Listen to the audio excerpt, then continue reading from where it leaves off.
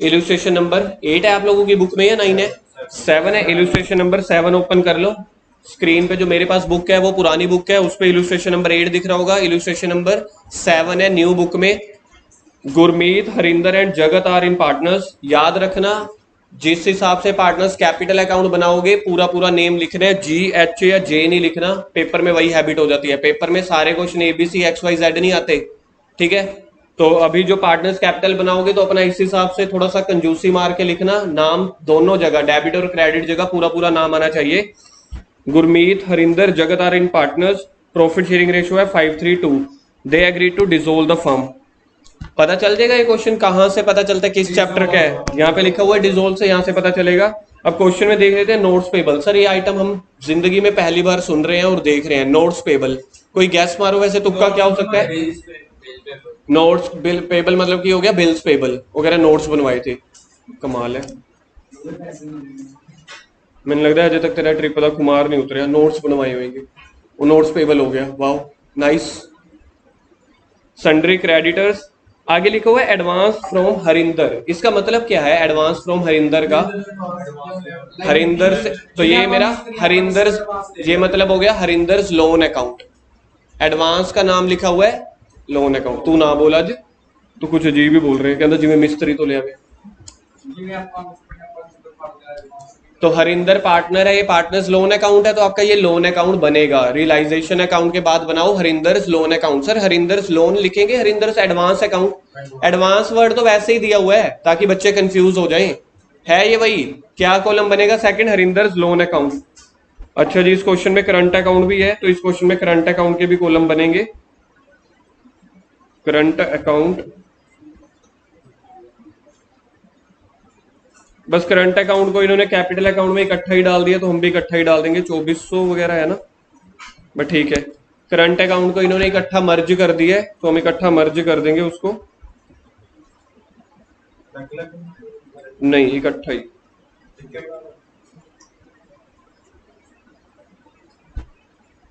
Land और building है, marketable है, ठीक है। Close the books of firm showing the necessary ledger account. Question है बोलते हैं नेसेसरी लेजर अकाउंट अब बनाएंगे सारे लेजर अकाउंट।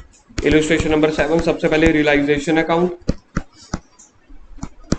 रियलाइजेशन अकाउंट 15-16 लाइनों का, ऊपर डेबिट क्रेडिट लिख देना। डिम्पल तेरे को नहीं आता ना चैप्टर, अब समझ लियो, तो अब तेरे से ही पूछूंगा मैं। होमवर्क ना करने के लिए पता नहीं कुछ भी कुछ बोलते हो ना, मेरे को समझ नहीं आती। मेरे को जी चैप्टर नहीं आता। परसों करवाया था इकट्ठे क्वेश्चन। हाँ जी, करंट अकाउंट नहीं बनाना, इकट्ठा ही है। उसके बाद सेकंड वाला बनाना है हमने हरिंदर्स लोन अकाउंट। सेकंड वाला पार्टनर है हरिंदर, उससे एडवांस लिया तो हरिंदर्स लोन अकाउंट है, वो बनाना है हमने। लोन अकाउंट हमेशा 2 या 3 लाइनों का, इससे ज्यादा नहीं बस।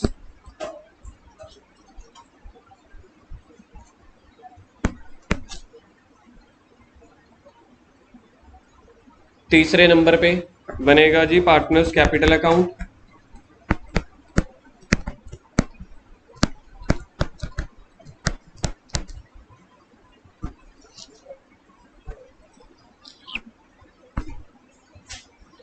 फर्स्ट पार्टनर का नेम बोलना। गुरमीत, हरिंदर, जगत। गुरमीत,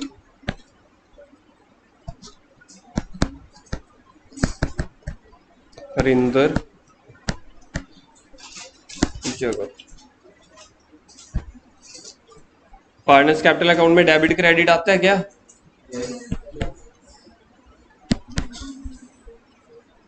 फोर्थ में बनेगी balance sheet. Balance sheet, balance sheet नहीं बनेगी। हाँ जी,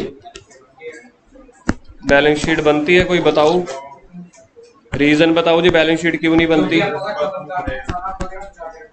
क्योंकि जब बैलेंस बचा के ही नहीं रखना तो बैलेंस शीट बनेगी क्या? सबसे पहला स्टेप अब सीख लो जी। पहला स्टेप क्या होता है? एसेट और लाइबिलिटीज को खत्म करना। तो सबसे पहले एसेट साइड, लाइबिलिटी साइड पे आ जाओ, इसको खत्म करने हमने 2 तरीके की लाइबिलिटी दी हुई है, नोट्स पेबल और क्रेडिटर्स।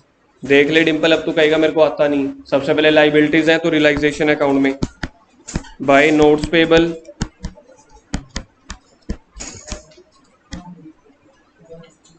बाय नोट्स पेबल, उसके बाद है बाय क्रेडिटर्स।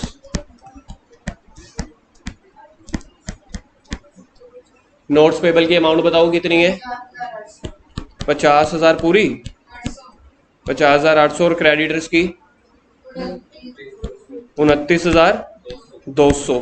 दो आइटम्स हो गई। तीसरी आइटम देखो क्या है, लोन अकाउंट हरमिंदर का। तो हरमिंदर का अकाउंट हमने बनाया है। लोन अकाउंट लाइबिलिटी है या एसेट है?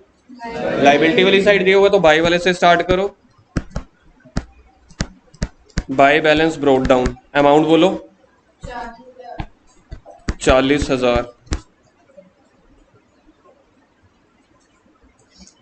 लोन अकाउंट हो गया। उसके बाद करंट अकाउंट। करंट अकाउंट को क्वेश्चन के कैपिटल अकाउंट में एडजस्ट करना है। इसके मैं आपको बता दूंगा कब आपको कैपिटल अकाउंट में एडजस्ट करना है, कब नहीं करना। अभी के लिए इस क्वेश्चन में आप लिखो, सबसे पहले कैपिटल की लाइन छोड़ देना, बाय बैलेंस ब्रोट डाउन।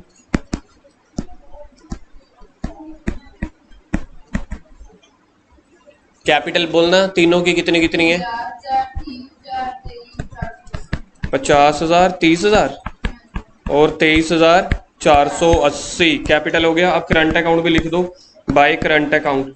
दो जनों का इधर है, दो जनों का बाय वाली साइड आएगा। देखो लाइबिलिटी में किस किस का करंट अकाउंट है? गुरमीत और हरिंदर पहले और दूसरे का। अमाउंट बोलो कितनी है? 2400 और 1460। दूसरे का करंट अकाउंट इस तरफ दिया हुआ है, दूसरे का नहीं तीसरे का, तो इस तरफ लिख दो टू करंट अकाउंट, तीसरे का भी। एसेट साइड पे देखो है करंट अकाउंट जगत का, कितना है? 1740 रुपए। तो अभी मैंने बैलेंसेस लिख दिए। लाइबिलिटी साइड सारी खत्म हो चुकी है। एसेट साइड आओ, फर्स्ट आइटम क्या गिवन है? Land and building. तो एसेट और लाइबिलिटी के लिए कौन सा घर होता है? रियलाइजेशन का। तो इधर आ जाएगा टू लैंड एंड बिल्डिंग, 80,000। आगे बोलो। कैश है तो कैश अकाउंट में जाएगा। कैश है या बैंक ओवरड्राफ्ट है? तो कैश अकाउंट में फिर मैं टू वाली साइड लिखूं या बाय वाली साइड? एसेट है तो टू वाली side. To balance brought down, amount बोलो। सुखमीन, कैश को हमने कैश अकाउंट में क्यों लिखा है, रियलाइजेशन अकाउंट में क्यों नहीं लिखा लैंड के नीचे? 30,000 को मैंने लैंड और बिल्डिंग के नीचे रियलाइजेशन अकाउंट में क्यों नहीं लिखा? कैश की आइटम है, पे नहीं करना, करेक्ट रीजन नहीं है। कोई और? हाँ जी खुशलीन।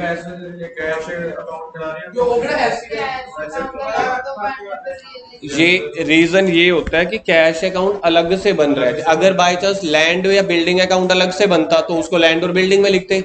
जिसका भी अकाउंट अलग से बन रहा है तो उसके बैलेंस को रियलाइजेशन में नहीं डालना। बोलना एक बार, जिसका भी अकाउंट बन रहा है उसके बैलेंस को रियलाइजेशन में नहीं डालना, उसको उसी अकाउंट में डालेंगे। ऐसे तो हरिंदर का लोन था, लाइबिलिटी वाली साइड था ना।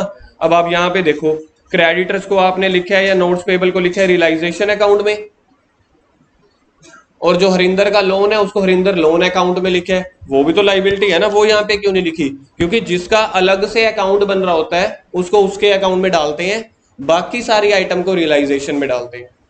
अगली आइटम बोलो। मार्केटेबल सिक्योरिटी का मतलब लिखो पहले, इन्वेस्टमेंट। पहले इसका मीनिंग लिख लो बुक पे ही। मार्केटेबल सिक्योरिटी का मतलब होता है इन्वेस्टमेंट, जैसे कोई एफडी है, किसी कंपनी के हमने शेयर खरीद लिए।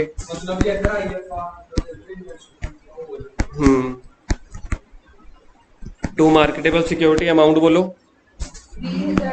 नेक्स्ट आइटम बोलो, लिख दो इसके नीचे। प्रोविजन भी है क्या? तो डेटर्स कितने लिखूं फिर यहाँ पे मैं? 50,000 माइनस करने के बाद बता रहे हो कि पहले? 50,000। उसका प्रोविजन किस तरफ लिखूं? बाय प्रोविजन, अमाउंट बोलो। 11,760। डिंपल समझ में आ रहा है? एसेट्स को इस तरफ लिख रहा हूँ डेबिट में, लाइबिलिटी को क्रेडिट में लिख रहा हूँ, बाकी सारा तो पिछले चैप्टर की तरह है, पार्टनर्स कैपिटल अकाउंट या लोन अकाउंट। अगली आइटम बोलो। स्टॉक लिख दो इस तरफ,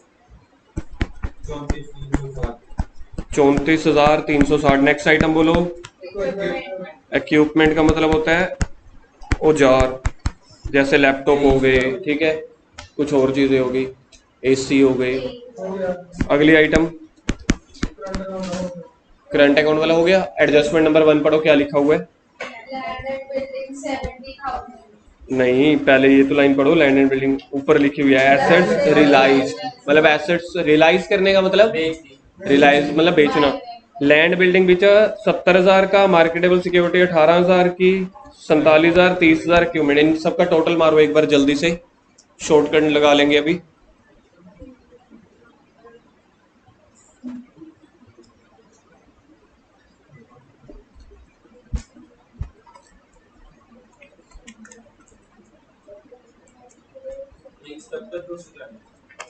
ना किसी और का आया है? 179। गलत।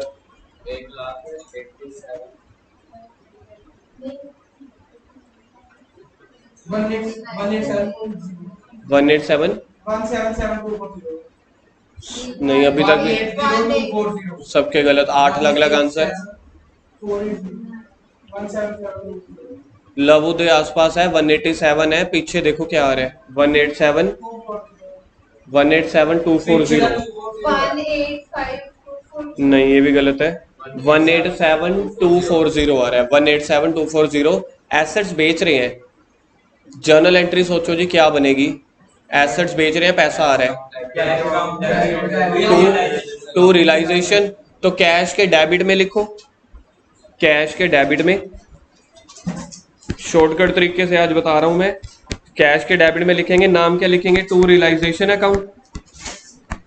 टू रियलाइजेशन अकाउंट ब्रैकेट में लिख दो ऑल एसेट्स सोल्ड। अलग अलग लिखेंगे ही नहीं, बात ही खत्म। कैश अकाउंट में आप लोग शॉर्टकट अपना सकते हो 187,240। कैश अकाउंट में शॉर्टकट लगा सकते हैं, रियलाइजेशन अकाउंट में शॉर्टकट नहीं लगा सकते, क्योंकि किसी एक जगह तो बताना पड़ेगा ना कौन सी एसेट कितने की बिकी है। एंट्री क्या बताई थी आप लोगों ने, रणवीर क्या बोला था? कैश अकाउंट डेबिट टू, तो रियलाइजेशन के क्रेडिट में बाय कैश। अब यहाँ पे लिखना पड़ेगा नाम क्या क्या एसेट्स हैं। पहले देखो क्या बेचा था, लैंड एंड बिल्डिंग की अमाउंट बोलो 70,000। उसके बाद क्या बेचा है, मार्केटेबल सिक्योरिटीज। लिखते चले जाओ ऐसे 6 की 6। Marketable security 18,000। डेटर्स 47,000। लिखते चले जाओ साथ साथ सारे। Stock 30,000। Stock 30,000।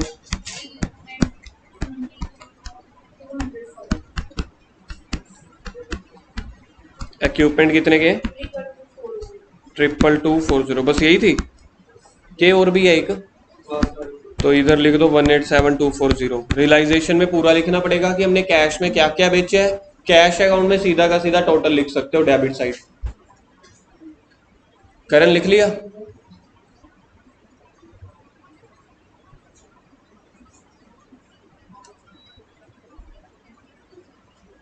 Next item, next item खत्म, एडजस्टमेंट खत्म होगी।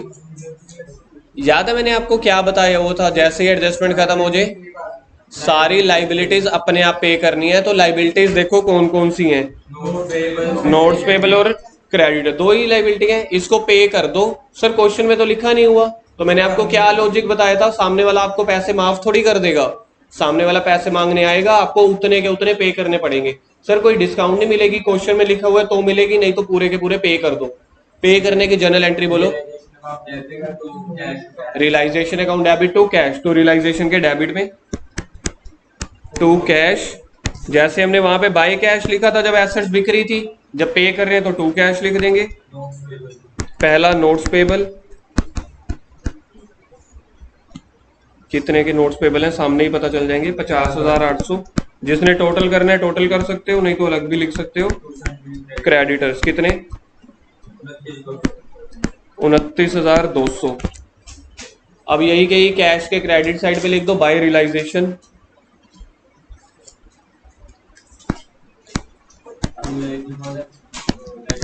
दो है तो अलग अलग ही लिख दो, इतने में हमारा वो टाइम लगेगा, लिख देंगे। नोट्स पेबल में कितना था, 50,000 नोट्स पेबल 50, और क्रेडिटर्स 29,200। दो लाइबिलिटीज थी बस, बाकी लोन है वो बाद में क्लोज करेंगे तब देख लेंगे। सारा क्वेश्चन खत्म हो गया। अब चारों अकाउंट्स क्लोज करने हैं। पहले अकाउंट पे आ जाओ, रियलाइजेशन वाले में। तो रियलाइजेशन में अगर क्रेडिट साइड ज्यादा है तो प्रॉफिट आ जाएगा, अभी पता चल जाएगा।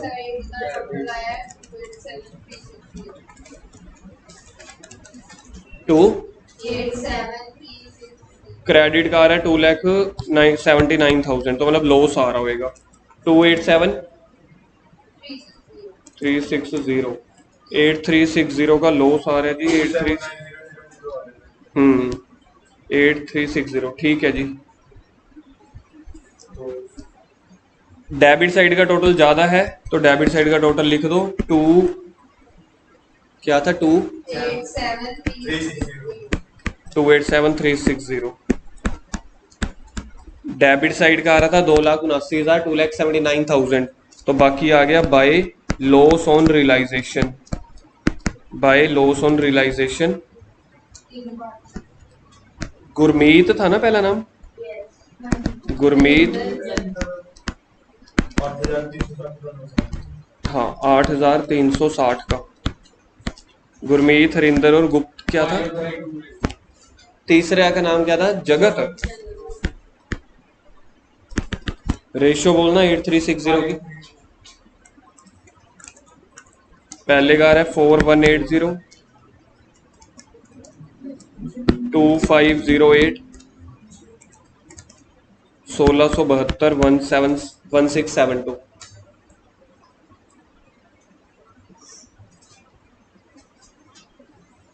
पहला अकाउंट क्लोज हो गया। याद रखना इसको पार्टनर्स कैपिटल के डेबिट में भी तो भेजना है ना। एसेट ज्यादा नहीं आई, इधर देख, ये जो बेचा है ना, बेचा जो है वो मेरा प्रॉफिट है, वो क्रेडिट साइड आ रहा है। तो पेमेंट को देखना है अपन, एसेट्स को नहीं देखना।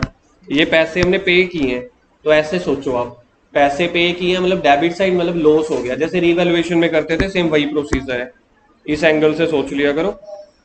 हरिंदर का लोन अकाउंट है, पहले 40,000 रुपये हमने उसको देने हैं। अभी यार मैंने सोच के देखो, मैंने लाइबिलिटी वालों को भी पैसा पे किया है, तो इसको भी तो पे करना पड़ेगा ना, ये भी तो हमारी लाइबिलिटी है, पे कर दो। क्या करेंगे? नहीं यार, टू कैश, बस टू कैश अकाउंट, बात ही खत्म। 40,000 बस कैश जा रहा है तो किस तरफ आएगा? क्रेडिट वाली साइड, बाय हरिंदर्स लोन। अब यहाँ पे बाय रियलाइजेशन मत लिख देना सर, हर जगह तो बाय रियलाइजेशन लिख रहे थे, पे लोन कर रहे हैं ना। Harinder's loan account debit to cash.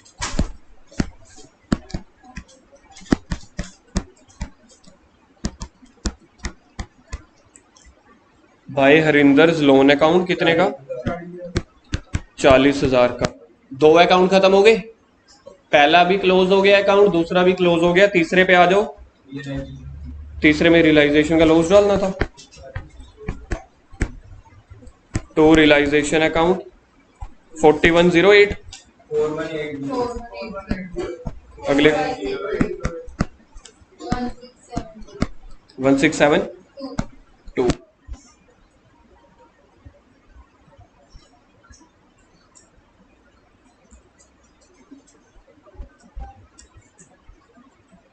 Gurmeet के कितने पैसे पड़े हैं टोटल बिजनेस में? 52,400, और उससे हमने लॉस लेना है 4180 का। बाकी उसको हम क्या कर देंगे? टू कैश ब्रैकेट में रिफंड। गुरिंदर के पैसे पड़े थे 52,400, उसमें से उसका लॉस माइनस करके बाकी उसको पे कर देंगे। ऐसे ही दूसरे वाले पार्टनर का 31460 उसमें से 2508 माइनस कर देंगे, और लास्ट वाले का 23,480। सभी का ही बैलेंस बच रहा है, सभी को ही पैसे पे करने हैं हमने मतलब बिजनेस ने डिसोल्यूशन के टाइम पे पार्टनर्स के पैसे पे करने हैं। किसी ने निकाला है आंसर तो बता दो। 48220 27952 28 आ रहा है, 28952। तीसरे का 20068। तो ये पैसे पे कर रहे हैं, तीसरा अकाउंट क्लोज हो गया। चौथे अकाउंट में भी आएगी इसकी ट्रीटमेंट। पैसा पे कर रहे हैं तो किस तरफ आएगा? कैश जाएगा तो बाय वाली तरफ। पहले पार्टनर का नेम बाय गुरमीत कैपिटल, क्योंकि कैपिटल अकाउंट में से ही जा रहा है ना पैसा। गुरमीत कैपिटल का कितना था 48220 बाय हरिंदर कैपिटल 2895 और था बाय जगत कैपिटल 200।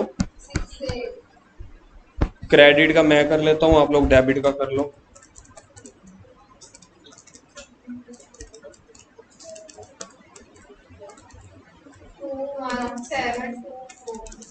टू 217 240। ठीक है, क्रेडिट का भी यही है 217 240।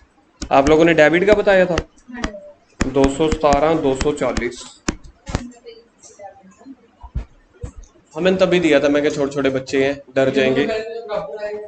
हमेशा बराबर आएगा क्योंकि अकाउंट्स क्लोज कर रहे हैं ना, डबल एंट्री सिस्टम कर रहे हैं। डबल एंट्री का मतलब होता है एक डेबिट एक क्रेडिट, जर्नल एंट्री। हाँ, रियलाइजेशन के डेबिट में, नहीं तो डेटर में से माइनस कर देंगे। बैड डेट्स का मतलब ये थोड़ी आपके पैसे वो आपने दिए, आप लोगों ने उधार पे सामान बेचा था, वो आपको पैसे नहीं दे रहे, आप लोगों ने उनको कैश थोड़ी उठा के दिया है। कुछ दिन पहले आपने उसको सामान बेचा उधार पे 100 रुपए का, जिसमें से 20 रुपए के बैड डेट्स हो गए, बाकी 80 मिल रहे हैं ना, तो आप 80 की एंट्री करेंगे। हाँ,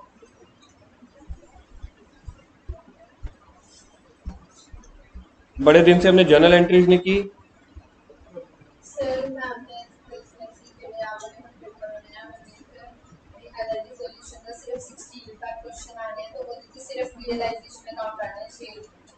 ओके, ठीक है, बाकी जर्नल एंट्रीज तो आ ही सकती है।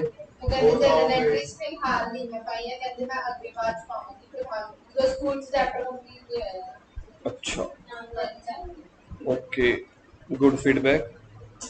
चलो,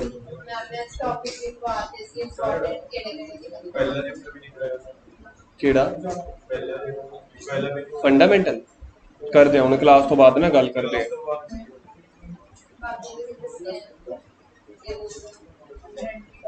ऐप विच सारी क्लासेस ऑलरेडी पाई हुई है, तुसीं कुछ भी नहीं देखते। करो थोड़ा जा करो, फिर अपने आप भी तो शुरू करो, मैं भी कराऊंगा।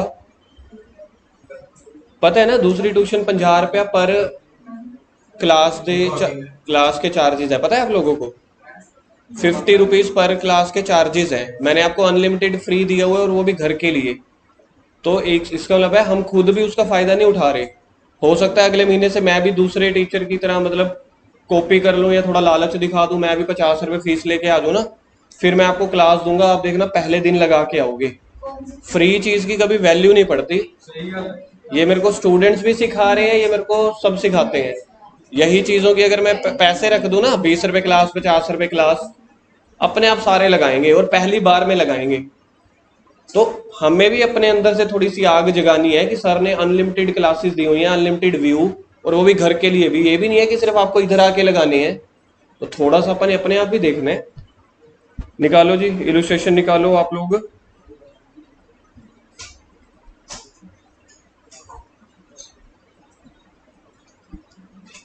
सबसे लास्ट इलस्ट्रेशन देखना, अमन और हर्ष वाली है क्या?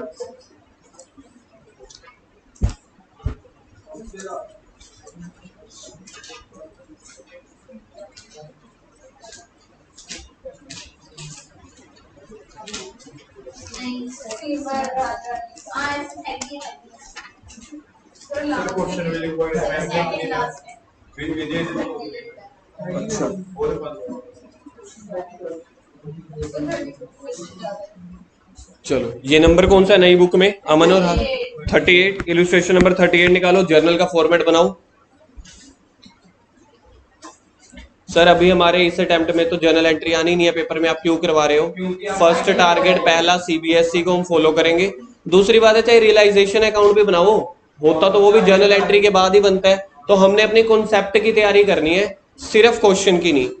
पहले कॉन्सेप्ट फिर क्वेश्चंस, क्योंकि पिछले 2-3 दिन से हमने जर्नल एंट्री की नहीं थी, तो भूलना नहीं है बस हमने।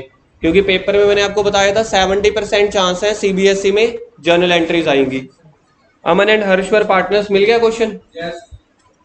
अमन और हर्ष पार्टनर्स हैं। They decided to dissolve the firm pass necessary journal entries for the following after various assets other than cash and bank, क्योंकि कैश और बैंक की कोई ट्रांजैक्शन होती नहीं है। जैसे कैश का ओपनिंग बैलेंस हमने टू वाली तरफ डाला था ना, या कैपिटल का क्वेश्चन हम किस तरफ डालते हैं, balance by balance brought down, तो ओपनिंग बैलेंसेस की कोई एंट्री नहीं होती, इसलिए इन्होंने बोला अदर देन कैश और उसकी छोड़ के। And third liability have been transfer to realisation, उन्होंने बोला बाकी हमने रियलाइजेशन अकाउंट में डाल दी। यार अभी हमने क्वेश्चन किया था, हमने भी तो डाला था, बाय टू वाली side land and building, by वाली साइड क्रेडिटर्स, ये इस लाइन को उन्होंने इंग्लिश में लिख दिया। अब पहली एंट्री देखते हैं क्या है, देखना यही है फर्नीचर वाली। कह रहे हैं एक जमाने में एक फर्नीचर हुआ करता था 50,000 रुपए का किसी दुकान में, उस दुकान में एक मालिक, दो मालिक थे, एक मालिक का नाम था मिस्टर अमन। उस दुकान में से Aman took over the furniture 50% off the furniture. अगर किसी जमाने में 50,000 का कोई फर्नीचर है, उसका 50% कितना होता है, पहले तो ये याद रखना 25,000 वाले की बात कर रहे हैं ये, एट 10% डिस्काउंट पे, मतलब कह रहा है मैं आधा फर्नीचर लेके जा रहा हूं, वो भी 2500 की डिस्काउंट पे। सर 2500 डिस्काउंट कहाँ गिवन है, 25,000 का 10% है ना, तो मतलब वो 22,500 का लेके जाएगा। सर बाकी फर्नीचर कितने का बच जाएगा, 50,000, सॉरी 25,000 का। नहीं सर 50,000 में से 22,500 के 27,500 होता है ना भाई, लाइन भी तो पढ़ो ना आप। बंदा तो आधा फर्नीचर लेके जा रहा है ना 25,000 वाला, तो बाकी आधा तो 25 का ही बच जाएगा, बाकी 25 रिमेनिंग फर्नीचर बाकी हो गया 25,000। वो सोल्ड 30% प्रॉफिट, वो मेरे 30% सस्ता बेचा कि महंगा, 25,000 का 30% निकालना 7500, तो 25,000 वाली चीज मैंने बेची 32,500 की। तो इस क्वेश्चन में दो एक्टिविटी हुई है, आधा फर्नीचर पार्टनर लेके गया लेकिन डिस्काउंट पे, आधा फर्नीचर हमने मार्केट में बेच दिया लेकिन प्रॉफिट पे। तो दो एंट्रीज करेंगे इसकी। फर्स्ट एंट्री, फर्स्ट की ए, पार्टनर टेक ओवर करके जा रहे हैं Aman's capital account debit to realisation, क्योंकि अब मेरी एसेट्स जो हैं बैलेंस शीट में नहीं पड़ी, अब तो रियलाइजेशन में पड़ी है ना, तो रियलाइजेशन से निकालेंगे 22,500। लिखो जी नरेशन लिखो, being 50% assets took over by Aman, being 50% assets took over by Aman at 10% discount. Paper में पूरी लिख के आनी है नरेशन। सर बाकी 50% का क्या किया हमने, देखना सेल कर दिया, पैसा आया होगा गया होगा, एंट्री क्या बनेगी, bank account debit to realisation account, bank account debit to realisation account, ये बेचा 32,500 का। बिजनेस को कहीं ना कहीं फिर भी 20% का प्रॉफिट हो ही गया। सर 20 का नहीं 30 का, असली दुकानदार तो देखेगा 10 का घाटा हुआ था 30 का फायदा, तो नेट में तो 20 का फायदा हो ही गया। और अगर आप इन दोनों का टोटल करोगे 60,000 बन जाएगा, क्योंकि 50,000 का 20% होता है 10,000। एंट्री नंबर 2 देखते हैं जी। इसका ना आप सॉल्यूशन देखो, आप इसका सॉल्यूशन किसी को समझ आ रहा है, उन्होंने दो की कंबाइंड एंट्री कर दी, सॉल्यूशन देख लो इसका अपने आप। इन्होंने कंबाइंड कर दी, अमन को डेबिट कर दिया, बैंक को डेबिट टू रियलाइजेशन। मैंने गलती से 60,000 बोल दिया था ना, 55,000, लेकिन फिर हमारी एंट्री गलत है क्या, नहीं सही है 32 रुपए, हाँ ठीक तो है 20%। अच्छा मैं 50,000 का पूरा 20% मान गया था ना, 25 का था वो। चलो second entry, profit and loss account shows a credit balance which was distributed. ओ P&L अकाउंट जो पिछले 5 महीनों से कर रहे हैं, एक्यूमुलेटेड प्रॉफिट, P&L बांटना है, प्रॉफिट है, P&L अकाउंट डेबिट टू, बिल्कुल ठीक है, तो उल्टी कर देते entry, P&L account debit to Aman capital, Aman था,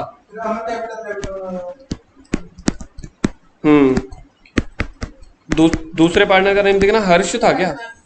टोटल प्रॉफिट कितने, 15,000। रेशो बोलो क्या है, गिवन नहीं है तो इक्वल, गिवन नहीं है तो इक्वल। अच्छा अगर मैं यहाँ पे बड़े वाला क्वेश्चन कर रहा होता, सारे लेजर अकाउंट बना रहा होता, तो सेकंड एंट्री कहाँ पे आती,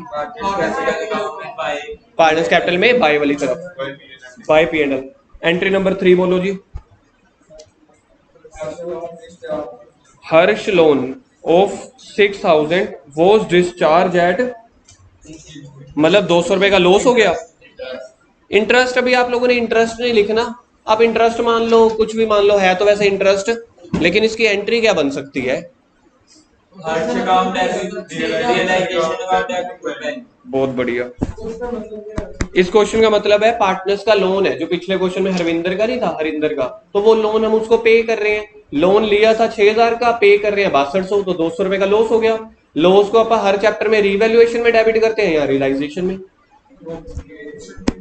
हर्ष लोन अकाउंट डेबिट 6,000, 200 का लॉस हुआ है, हर चैप्टर में हम रिवैल्यूएशन लिखते हैं, इस चैप्टर में रियलाइजेशन लिखेंगे। रियलाइजेशन अकाउंट डेबिट, ब्रैकेट में लिख दो लॉस 200 रुपया। तो हमने पे कितना किया उसको? 6,200, तो टू बैंक 6,200। नरेशन लिखो, being Harsh loan repaid, being Harsh loan repaid. Entry number 4, the firm paid realisation expenses amounting to 5,000 on behalf of Harsh who had to bear all the expenses. किसके खर्चे किसने पे कर दिए? आप लोग बिल्कुल ठीक बोल रहे हो, हर्ष के खर्चे, ऑन बिहाफ ऑफ हर्ष है, हर्ष के खर्चे फर्म ने पे कर दिए ना, टू तो बैंक हो जाएगा, क्योंकि बिजनेस ने पे किए हैं, बिजनेस में तो पैसा गया, तो टू बैंक हो गया। ये पैसे हमने किससे लेने हैं? हर्ष से, तो हर्ष कैपिटल अकाउंट डेबिट। कितना पैसा था?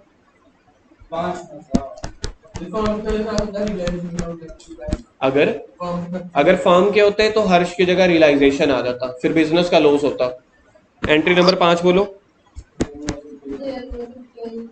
देर वॉज, किसी जमाने की बात कर रहे हैं, इसको लिखो very very important and tough entry, लिखो इंपॉर्टेंट एंड टफ एंट्री। हर्ष से पैसे लेने, तभी तो उसकी कैपिटल को डेबिट कर दिया। मिले नहीं है, पेड है, ध्यान से पढ़, लेने हैं, इधर दिख रहे तेरे को पेड, थर्ड शब्द देख, फर्म पेड, पेड मतलब होता है पैसा देना, मेरे को मिलने हैं, मिले नहीं है, बाद में मिलेंगे, तभी उसके अकाउंट में से निकाल लिए। इसको लिखो टफ एंट्री, जिसने लिख दिया उसके लिए जिंदगी में हमेशा टफ एंट्री होने वाली है, तो आप लोगों को लिखना चाहिए था, पूछना चाहिए था। हाँ, वो तो तेरी तो बीच में आलस आ जाती है ना, तो तू तो एक्सेप्शन रहेगा इस केस में। There was a bill 1200 under discount. Bill under discount का मतलब होता है हमने बैंक में से ना किसी का चेक लगाया था और पैसे ले लिए थे। Bill was received from Sohan who proved insolvent and first and final payment 25% received from estate. इसमें है क्या, कितने पैसे हैं टोटल? 1200। तो सबसे पहले ना ये 1200 रुपए मेरे को बैंक को देने पड़ेंगे। सर बैंक को देने पड़ेंगे, समझ नहीं आया। बिल का मतलब होता है चेक, मेरे को किसी कस्टमर ने चेक दिया था, वो चेक देके ना मैं बैंक से 1200 रुपए ले आया था। मेरे को किसी कस्टमर ने चेक दिया, उस चेक का नाम होता है बिल। मेरे को चेक मिला, लेकिन चेक थोड़ी ना मार्केट में चलेगा, मैं किसी को चेक दूं, ये ले भाई 10 रुपए की सब्जी डाल दो, कहेगा कैश दो यार। तो चेक बैंक में देके मैं कैश ले आया, कितने का? 1200 का। इसको बोलते हैं अंडर डिस्काउंट। फिर से बैंक को चेक दिया 1200 का, मतलब बिल दे दिया, उसके बदले में 1200 रुपए ले आया, इस प्रोसेस को बोलते हैं अंडर डिस्काउंट। तो 1200 रुपए मेरे पास था, फिर वो वाले जो 1200 रुपए है ना, वो कस्टमर बैंक को देता होता है। बाद में पता चला वो जो कस्टमर था ना, सोहम, वो इंसॉल्वेंट हो गया। इंसॉल्वेंट मतलब वो दिवालिया हो गया, लॉस में हो गया, और बैंक को पैसे देने नहीं आया। बैंक ने मुझे फोन घुमा दिया, कहते तेरा कस्टमर था ना सोहन, वो तो डिफॉल्टर निकला, पैसे देने नहीं आया, तो ये वाले 1200 जो तुम उससे ले गया था मुझे वापस पे कर। तो पहले मुझे 1200 रुपए बैंक को पे करने, और बाद में मैंने फिर सोहन को फोन घुमाया, हाँ भी सोहन तू पैसे देने नहीं गया? कहता है ही नहीं, क्या कुछ तो दे दे। कहता मेरे पास तो सिर्फ 1200 का 25% है, लेने हैं तो ले, नहीं तो जाने दे। मरता क्या ना करता, ऐसी कहावत मेरे को कल इन लोगों ने सिखाई थी ट्रेन में, मरता क्या ना करता। तो मतलब अब मेरे पास 25% है, कुछ पैसे मिल रहे हैं तो कुछ तो करूंगा ना। तो 1200 का 25% होता है 300 रुपए, तो 300 रुपए मेरे को बाद में मिल जाएगा। पहले 1200 रुपया पे करना है, फिर 300 रुपया मिलेगा। फर्म का खर्च हो गया, realisation account debit to bank 1200। ये तब होती है एंट्री जब कस्टमर इंसॉल्वेंट हो जाए, या दूसरा शब्द लिखा होता है डिसओनर हो जाए। बिजनेस ने पे किया ये वाला खर्चा, क्योंकि बिजनेस ना बैंक से ले आया था ये कह के कि तेरे को मेरा कस्टमर दे जाएगा, कस्टमर देने ही नहीं आया। अब मेरे को कस्टमर दे रहा है सिर्फ 25% पैसा, तो bank account debit to realisation 300। इसकी नरेशन लिखो 300 वाले की, being 25% amount received from Sohan, being 25% amount is received from Sohan, Sohan है या सोहम है जो भी है। एंट्री नंबर 6, जिसको इस एंट्री में दोबारा डाउट हो, पूरा प्रोसेस समझना हो तो क्लास के बाद समझ लेना, 2 मिनट में दोबारा भी सिखा दूंगा क्या प्रोसेस होता है। Creditor to whom firm owed 6000। Sir firm owed ये क्या मतलब होता है? सर स्पेलिंग भूल गए, ओन्ड होता है वर्ड, ओन्ड नहीं होता, ओड होता है। ओड मतलब देने हैं। क्रेडिटर है एक बंदा जिसको हमने 6000 रुपए देने हैं, उसने 5000 का स्टॉक एक्सेप्ट कर लिया, लेकिन डिस्काउंट पे ये एंट्री हमने परसों भी की थी। एक बंदा जिसको हमने 6000 रुपए देने हैं कहता चल तुम्हारा मैं स्टॉक उठा जाता हूँ 5000 वाला, लेकिन 5000 वाला स्टॉक 5000 पे नहीं उठाऊंगा। 4750। तो मतलब वो कह रहा है 6000 में से 5000 का 5% कितना होता है? 250। तो मतलब वो कह रहा है मैं तो सिर्फ 4750 पे उठाऊंगा, बाकी जो मेरा बैलेंस है ना 1250 वो मेरे को कैश पे कर देना। सर 6000 वाली चीज है जिसको हमने देने हैं, वो तो 5000 वाली उठा गया, हमने तो अब उसको 1000 देना है, लेकिन वो कह रहा है मैं 5000 वाली चीज 5000 पे नहीं उठाऊंगा, या तो मेरे को पैसा दे दो पूरा, चीज उठाऊंगा तो थोड़े सस्ते रेट पे उठाऊंगा। This is called business. जो बिजनेस ऐसे नहीं कर पाता वो बंदा प्रॉपर बिजनेस नहीं कर पाता। तो जब कोई लाइबिलिटी वाले एसेट को टेक ओवर करते हैं उसकी होती है नो एंट्री, बाकी जो पैसा पे करेंगे उसकी एंट्री कर देंगे। लेकिन लिखना तो पड़ेगा, लिखेंगे no entry, no entry for 4750। Sir ये लिखना है, बिल्कुल लिखना है, ये सोल्यूशन है। क्योंकि लाइबिलिटी वालों ने एसेट को टेक ओवर किया, परसों करवाया तो था 18th एंट्री पढ़ो, अपनी नोट्स में पढ़ना, आखिरी एंट्री यही तो लिखवाई थी।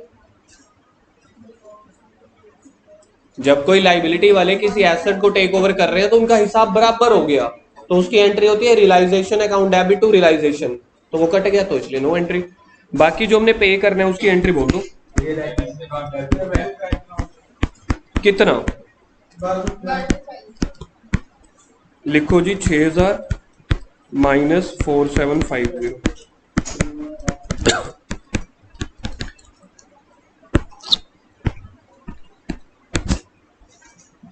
एंट्री नंबर 7 है लॉस, ये एंट्री भी कोई एंट्री है, लॉस ऑन डिसोल्यूशन, मतलब रीवैल्यूएशन का लॉस है, क्या एंट्री बनेगी? Aman debit Harsh debit to realisation account, बोलना लॉस टोटल 4000 4000